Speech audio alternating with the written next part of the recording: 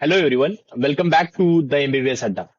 हमारे college review series का अपना नेक्स्ट कॉलेज है Chhatrapati Sambhaji Maharaj government medical college and hospital Satara. Ladies and gentlemen, you are still not ready for this. तो चलिए शुरू करते हैं इंट्रोडक्शन से।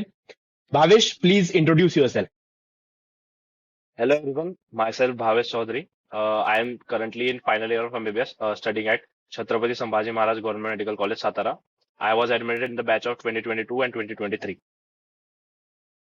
भावेश, जो कॉलेज का हॉस्पिटल है वो कहाँ पे हाँ। सिचुएटेड है और उसका नाम क्या है? एक्चुअली हमारा हॉस्पिटल जो है वो क्रांति सिंह नाना पाटिल नाम से है, क्रांति सिंह नाना साहेब पाटिल नाम से, और वो सदर बाजार में सिचुएटेड है। और करंटली हमारा कॉलेज भी वहीं पे सिचुएटेड है। हॉस्पिटल के बाजू में ही हमारा कॉलेज एक्चुअली सिचुएटेड है।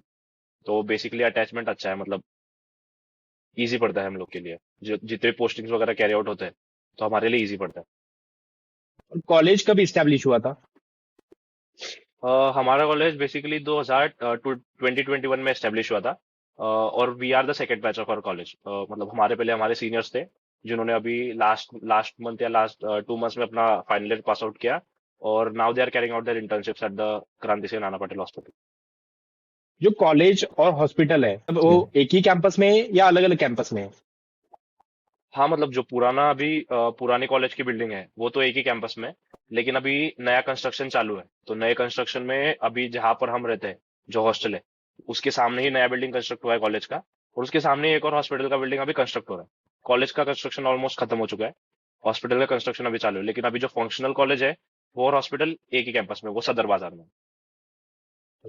तो वहां से हॉस्टल तक आप कैसे जाते हो? मतलब कॉलेज ने कुछ फैसिलिटीज अवेलेबल करके दी है क्या उसके लिए? हाँ, मतलब it basically depends on you. College के पास भी 2 बसेस है, तो बस की फैसिलिटीज अवेलेबल होती है। सुबह मोस्टली 2 लेक्चर के टाइमिंग्स है। जो फर्स्ट ईयर होता है उनका 9 o'clock से लेक्चर्स होते हैं, और बाकी के जो ईयर है उनके 8 o'clock से लेक्चर्स होते हैं। तो बेसिकली 2 बसेस अवेलेबल है। एक जो बस है वो 7:45 पे निकलती है, और एक जो बस है वो 8:45 पे निकलती है। तो मतलब ऑलमोस्ट सब बच्चों के लिए कन्वीनियंट है। और शाम को आने के वक्त भी 5 o'clock पे वहां से बस निकल जाती है दोनों। लेकिन अगर आपके ऊपर है, अभी जैसे मोस्ट ऑफ दी स्टूडेंट्स के पास बाइक्स वगैरह है, लेकिन फिर भी कॉलेज ने उनके लिए अरेंज करके दिया है। तो it basically depends on you, आपको अपने हिसाब से किस हिसाब से चाहिए। ओके। अभी थोड़ा हॉस्पिटल के बारे में बात करते हैं। जो अपना हॉस्पिटल है वहां पे पेशेंट फ्लो, क्लिनिकल एक्सपोजर आपके लिए सफिशिएंट अमाउंट में है क्या? आपकी डेली क्लिनिकल पोस्टिंग होती है क्या? हाँ, सो बेसिकली कोई भी डिस्ट्रिक्ट हॉस्पिटल हो, आप वहां पे जाओ, आपको पेशेंट फ्लो मिलेगा ही मिलेगा, ठीक है। और इट्स मोर देन सफिशिएंट। आपकी क्लिनिकल पोस्टिंग्स हो या चाहे फिर इंटर्नशिप हो, आपको कोई भी डिस्ट्रिक्ट हॉस्पिटल में मोर देन सफिशिएंट एक्सपोजर मिलेगा ही मिलेगा। और हमारे यहाँ क्लिनिकल पोस्टिंग्स को बहुत सीरियसली लिया जाता है, क्योंकि टीचर जो है वो फर्स्ट ईयर से ही, आप जब भी आते हो तो दे आर मोर, मतलब स्ट्रिक्ट है थोड़े। ऐसा ऐसा नहीं है कि लेक्चर्स होंगे नहीं, क्लिनिकल पोस्टिंग्स होंगे नहीं। जो मेजर सब्जेक्ट्स के पोस्टिंग है वो बहुत सीरियसली लिया जाता है यहाँ पे। और ऐसा फ्री हैंड किसी को कुछ नहीं है, मतलब नहीं गए तो फिर भी चलेगा, अटेंडेंस कोई मार्क कर देगा, प्रॉक्सी वगैरह का सिस्टम। तो वो बेसिकली यहाँ पर नहीं है। आपको क्लिनिकल पोस्टिंग अच्छे से अटेंड करना पड़ता है। और पेशेंट मतलब फ्लो भी है, अच्छा है, ऐसा कम नहीं है, अच्छा है। अभी थोड़ा एकेडमिक्स के बारे में बात करते हैं। फर्स्ट ईयर, सेकेंड ईयर, हाँ। Third year, fourth year, final year तक तो ओके। शेड्यूल के हिसाब से लेक्चर होते हैं क्या? Proper schedule, time table release किया जाता है क्या? हाँ हाँ, मतलब यू विल नॉट फील कि हम स्कूल और कॉलेज में, एक्चुअली आप डिफरेंशिएट नहीं कर पाओगे, इतना स्ट्रिक्ट होता है हमारे यहाँ पे। जैसे ही आप फर्स्ट ईयर में आते हो, you have a proper schedule. And ऐसा भी होता है कि हम जब आए थे तो 5 5 स्टूडेंट्स का एक ग्रुप बनाया था, और each student were allotted a particular mentor. तो हर टीचर आपको एक मेंटर होता है, और who keeps a track of your attendance and your academics thing. आप अगर एकेडमिक्स में कहाँ पे नीचे जा रहे हो, तो टीचर हैज योर पेरेंट्स का नंबर वगैरह, मतलब आप वो घर पे कांटेक्ट कर सकता है। And if you are not attending the college also, या आप हॉस्टल पे हो या आपकी अटेंडेंस कम है, so they are free to contact your parents. तो बिल्कुल आप, मतलब जैसा स्कूल और कोचिंग में आप लोग सीख के आ रहे हो, ऑलमोस्ट वैसा ही होता है। And it is necessary, because जो फर्स्ट ईयर सेकेंड ईयर के सब्जेक्ट्स होते हैं, दैट बिल्ड योर बेसिक्स। अभी फिजियो एनाटॉमी, फिजियोलॉजी, बायोकेम हो गया, या फार्मेक पैथो, या फिर माइक्रोबायो हो गया, दे आर द बेसिक्स। अगर आपके वो क्लियर नहीं है तो फिर आप मेडिसिन या सर्जरी, जो भी मेजर सब्जेक्ट्स है, उन पे आपका कंट्रोल नहीं होगा। सो मेरा ओपिनियन ऐसा है कि कुछ कुछ बच्चों को नहीं पसंद आता कि फर्स्ट ईयर या सेकेंड ईयर में इतना स्ट्रिक्टनेस, या फिर हम लोग एक परसेप्शन लेके आते हैं यार कॉलेज लाइफ है तो कॉलेज लाइफ हमको अलग से जीना है। बट ऐसा नहीं होना चाहिए, फर्स्ट और सेकेंड ईयर मोस्टली स्ट्रिक्ट होना चाहिए, and I am very happy कि हमारे कॉलेज में वैसा है।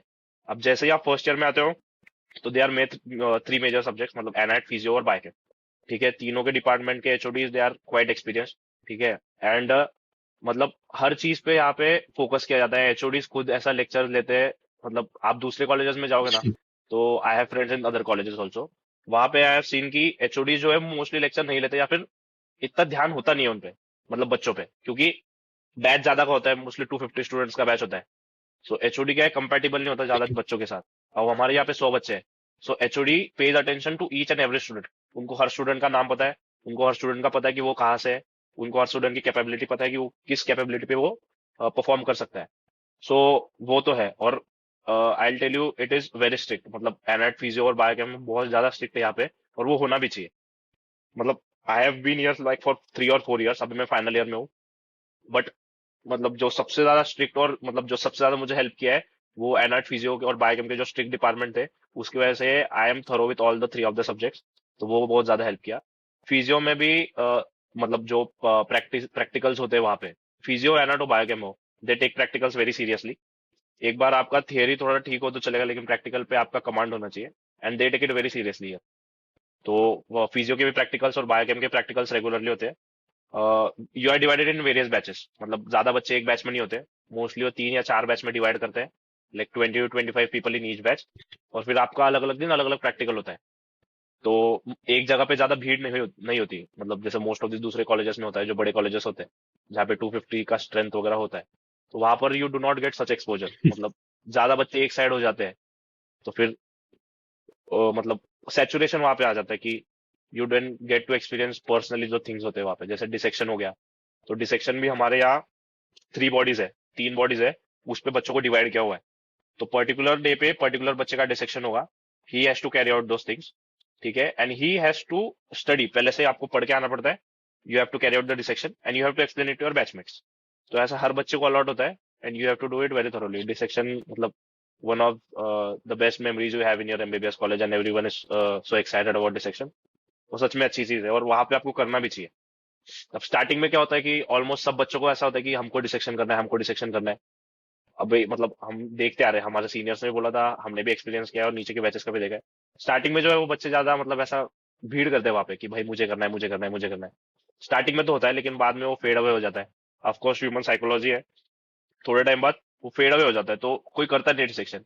इसलिए बेटर कि हमारे एचओडीज ने क्या किया, you have they have allotted us a special time, मतलब स्पेशल डे, कि हर एक बच्चे को कि इस दिन पे आप डिसेक्शन करोगे and you will explain this things to the students. तो आप फिर उस हिसाब से भी प्रिपेयर करके आते हो, फिर आपका अच्छा प्रिपरेशन होता है। वरना आप ब्लाइंड डिसेक्शन कर रहे हो, फिर that is not worth it. अभी हम थोड़ा बात करते हैं लाइब्रेरी के बारे में। कॉलेज हाँ, लाइब्रेरी प्रोवाइड करता है क्या, और दूसरा उसका टाइमिंग क्या रहता है? बाकी कोई रीडिंग रूम वगैरह? एक्चुअली हमारे कॉलेज में एक बड़ी सेंट्रल लाइब्रेरी है। ठीक है, वो हमारे जो पुराना कैंपस है वहां पे भी है, और मोस्टली यहाँ पे नए कैंपस में भी लाइब्रेरी का कंस्ट्रक्शन, कॉलेज का कंस्ट्रक्शन हो चुका है। तो ये भी थोड़े टाइम में ओपन हो जाएगी हमारे लिए। लेकिन जो वो सेंट्रल लाइब्रेरी है उसका टाइम सुबह 5 बजे से लेकर रात को 10 बजे तक है। और it's only because of safety के लिए, सेफ्टी मेजर्स के लिए, क्योंकि 10 बजे के बाद ऑफ कोर्स वो थोड़ा दूर है, मतलब ज्यादा दूर नहीं है, लेकिन ट्रैवलिंग करना पड़ता है, तो इट्स नॉट सेफ। इसलिए 10 बजे तक टाइम है। हाँ, लेकिन हमको हॉस्टल में जो सदर बाजार वाला हॉस्टल है, वहां पर एक रीडिंग रूम जैसा प्रोवाइड किया हुआ है। वो 24 आवर्स है, मतलब 24x7 वो चालू होता है। वहां पर आप 24x7 पढ़ सकते हो। और जो लाइब्रेरी है वो भी अच्छी खासी बड़ी है, मतलब they can accommodate almost 4 batches. तो लाइब्रेरी का कोई प्रॉब्लम नहीं है यहाँ पर। जो जीएमसी सातारा के लेक्चर हॉल से, तो वहां पे फैन, हाँ, बाकी इक्विपमेंट्स, लाइट वगैरह प्रॉपर होती है क्या? प्रोजेक्टर की फैसिलिटीज, डिजिटल बोर्ड बोल सकते हैं अपन, तो ऐसी हाँ, हाँ, फैसिलिटीज अवेलेबल है क्या? हाँ, बिल्कुल। मतलब जो नए फैसिलिटीज हमें यूज करने चाहिए या जो हम यूज टू है। अब बेसिकली हम लोग कोचिंग से आते हैं तो मोस्टली स्मार्ट बोर्ड से यूज टू होते हैं, कि जो टीचर्स है वो स्मार्ट बोर्ड्स पे पढ़ा रहे हैं। आप कोई वीडियो लेक्चर देख रहे हो कोई भी प्लेटफॉर्म पे, तो स्मार्ट बोर्ड्स पे पढ़ा है, तो वो स्मार्ट बोर्ड्स भी हमारे पास अवेलेबल है। बेसिकली हर ईयर का अलग अलग लेक्चर हॉल होता है, तो हर लेक्चर हॉल में स्मार्ट बोर्ड की फैसिलिटी है। और ऊपर से आई हैव सीन की एनाटॉमी डिपार्टमेंट ने वो स्पेशलाइज्ड वो एक मतलब वो हम्म। बोर्ड और वो नया मशीन मतलब क्या बोल सकते हैं उसको वो लाया है। तो वहां पर है कि आप डिजिटली डिसेक्शन कर सकते हो।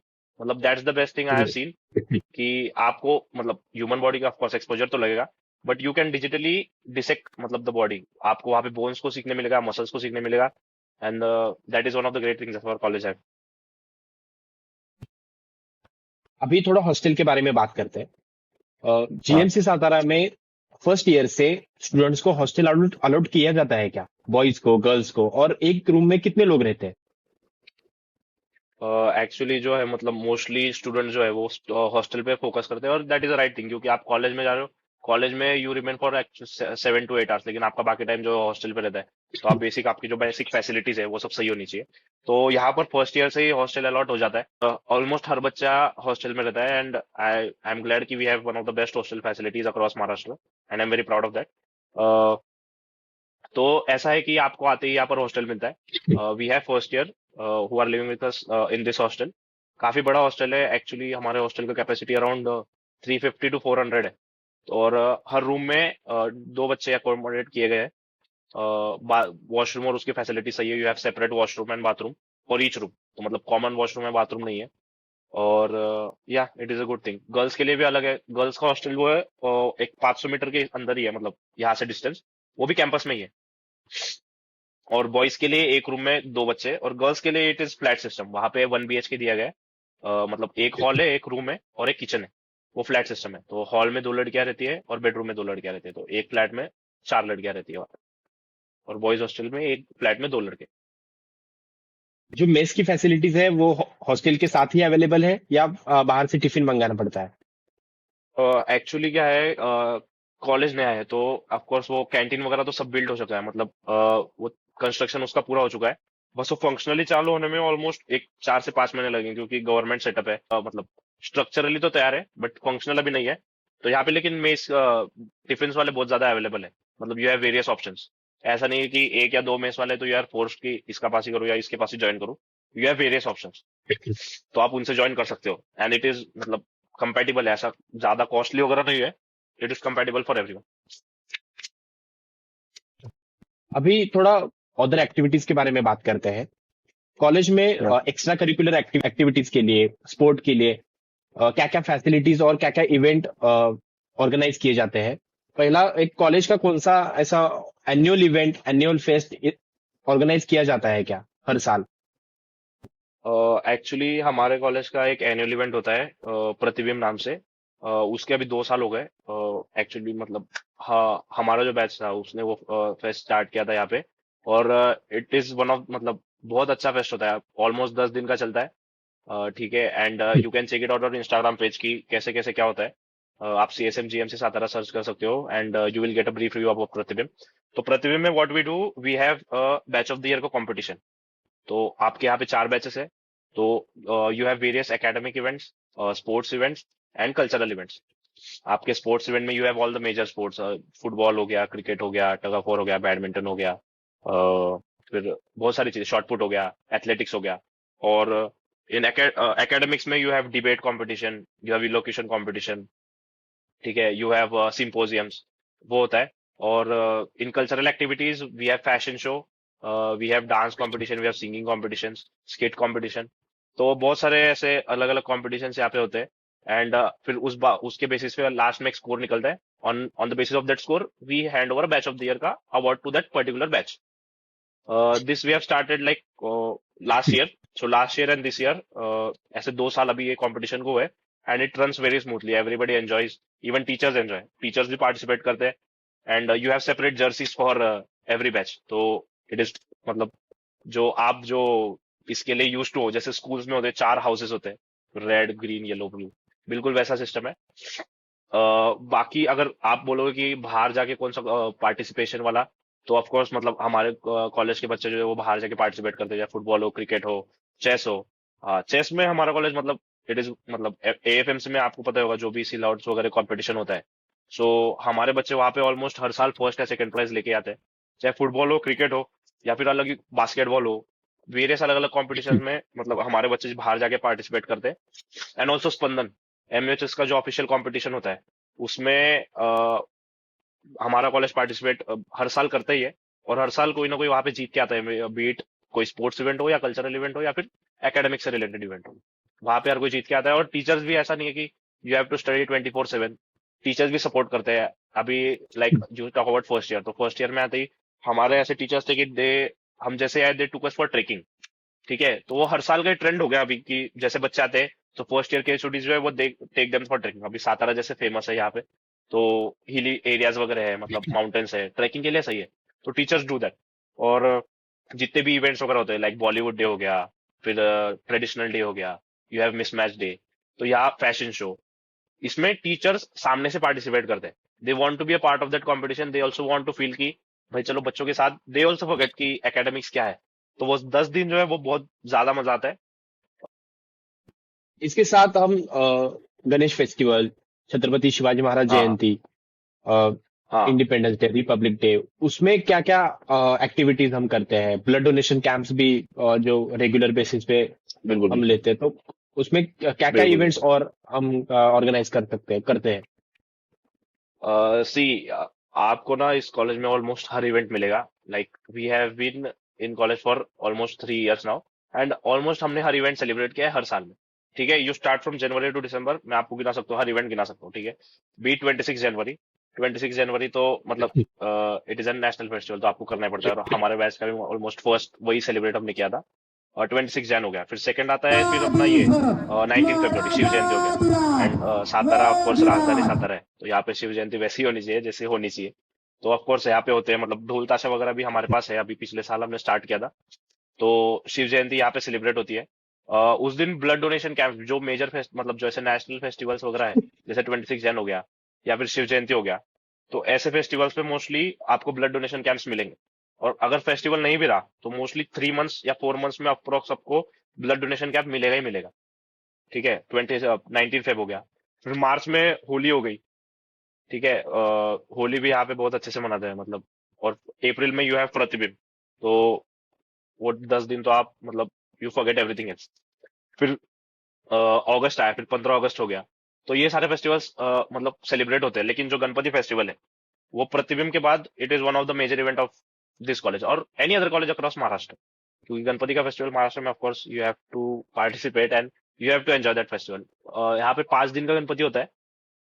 उस गणपति के अराउंड भी मतलब वी हैव वेरियस कॉम्पिटिशन, जैसे स्पोर्ट्स कॉम्पिटिशन हो गया, फिर अपना एकेडमिक्स हो गया, कल्चरल एक्टिविटीज हो गया, सो वो होता है। एंड फिर यहाँ पे रात को मतलब सिंगिंग वगैरह के सेशंस होते हैं उस टाइम पे। इट इज एन मतलब हेल्दी एनवायरनमेंट होता है, प्रॉपर जैसा एंजॉय करना चाहिए वैसा होता है। फिर बाद में नवरात्रि हो गई, नवरात्रि भी यहाँ पे मनाई जाती है। कोई भी एक दिन पे और वीकी पे नवरात्रि फेस्टिवल, जहाँ पे गरबा दांडिया वगैरह हो, तो उसके कॉम्पिटिशन्स होते हैं, टीचर्स उसको जज करके फिर दे गिव एन अवार्ड की बेस्ट जो भी है वो। एंड या दैट्स इट। फिर उसके बाद एग्जाम्स, मोस्टली नवंबर दिसंबर एग्जाम्स का सीजन होता है, तो you don't get time to celebrate that, तो हर कोई बैच एग्जाम में बिजी होता है विंटर्स में। अभी मतलब इवेंट को इलेबोरेट करते हुए, तुमने स्पोर्ट मैचेस होते हैं या कॉम्पिटिशन्स हर साल लेते हैं ऐसा बोला, तो स्पोर्ट का ग्राउंड कॉलेज ने प्रोवाइड किया है क्या? या बाहर कहाँ पे ऑर्गेनाइज करते हो तुम लोग? एक्चुअली जो है वो एक ग्राउंड हमारे पास अवेलेबल है, वो गर्ल्स हॉस्टल है, उसके सामने एक ग्राउंड है, वहां पे आप लोग खेल सकते हैं, बट हर स्पोर्ट्स वहां पे नहीं खेल सकते। तो जैसे फुटबॉल हो गया, तो फुटबॉल आप वहां से नहीं खेल सकते, वहां पे कंक्रीट का पिच बना हुआ है, क्रिकेट पिच। तो क्रिकेट आप वहां पे कंपेटेबल है, क्रिकेट वहां पे खेल सकते हो। बाकी जो फुटबॉल वगैरह है, तो मैचेस भी मोस्टली जो होते हैं वो टर्फ के मैचेस होते हैं। क्योंकि आपकी 100 मैच की मतलब स्ट्रेंथ 100 मैच है, उसमें से 11 साइड टीम निकलना ऑफकोर्स डिफिकल्ट हो जाता है। तो 6 और 7 साइड टीम कंपेटिबल है, तो हम टर्फ का टूर्नामेंट रखते हैं इसमें, क्या, फुटबॉल में। बाकी बैडमिंटन और उसका तो कोर्ट का फैसिलिटी अवेलेबल नहीं है, ऑफकोर्स वो मतलब कंस्ट्रक्शन में है। कॉलेज वाले हमारे साथ काफी ओपन है कंस्ट्रक्शन को लेके, वो खुद हमें लेके गए प्लान दिखाने, तो वहां पे कोर्ट है। मतलब आपको आगे की बता रहा हूँ कि आगे क्या क्या कंस्ट्रक्शन होने वाला है। कोर्ट है बैडमिंटन का, बास्केटबॉल का कोर्ट है, फिर बाद में सेपरेट टर्फ है। आपको क्रिकेट या फुटबॉल जो भी वहां पे खेलना हो, वो टर्फ की फैसिलिटी भी कॉलेज प्रोवाइड करेगा। एक एथलेटिक्स का रनिंग ट्रैक जो होता है वो भी इस कैंपस में प्रोवाइड होने वाला है। बट ये है कि जब बाकी की फैसिलिटीज हो जाएगी तभी वो फैसिलिटीज को मतलब ये दिया जाएगा। बेसिक हाँ, हम नेसेसिटीज के लोग जो है बाद वो उसको प्रैक्टिस प्रायोरिटी। वगैरह, हाँ पहले बेसिक नेसेसिटीज को प्रायोरिटाइज, ऑफ कोर्स हॉस्पिटल हो गया, आपका कॉलेज हो गया, पहले उसको प्रायोरिटाइज करेंगे और फिर उसका जब कंस्ट्रक्शन कंप्लीट हो जाएगा तो फिर ये ऑलमोस्ट फर्स्ट फेज का काम हो चुका है। मतलब हॉस्टल मेनली हो गया, कैंटीन हो गया, हॉस्पिटल का कंस्ट्रक्शन अभी चालू है। मतलब बिल्डिंग ऑलमोस्ट खड़ी हो चुकी है बट थोड़ा माइनर कंस्ट्रक्शन बाकी है। कॉलेज का पूरा हो चुका है कंस्ट्रक्शन, तो ऑलमोस्ट फेज 1 अभी कंप्लीट होना है। बाकी फेज 2 में फिर ये बाकी की जो फैसिलिटीज है जैसे स्पोर्ट्स की फैसिलिटीज हो गई वो भी कंप्लीट हो जाएगी। तो अभी के लिए वी प्रैक्टिस ऑन की बैडमिंटन जिसको खेलना है वो बैडमिंटन कोर्ट, और ऐसा नहीं है कि बहुत दूर है। इट इज अवेलेबल ऑन, मतलब छोटे डिस्टेंस पे अवेलेबल है, आपको ये दूर जाने की ज्यादा जरूरत नहीं है। अभी मुझे थोड़ा सातारा सिटी के बारे में पूछना है। ओवरऑल अभी हाँ, तुम 3 साल उधर रहते हो, तो सातारा सिटी तुम्हें कैसी लगी, और वहां पे कनेक्टिविटी के क्या क्या मीन्स अवेलेबल है?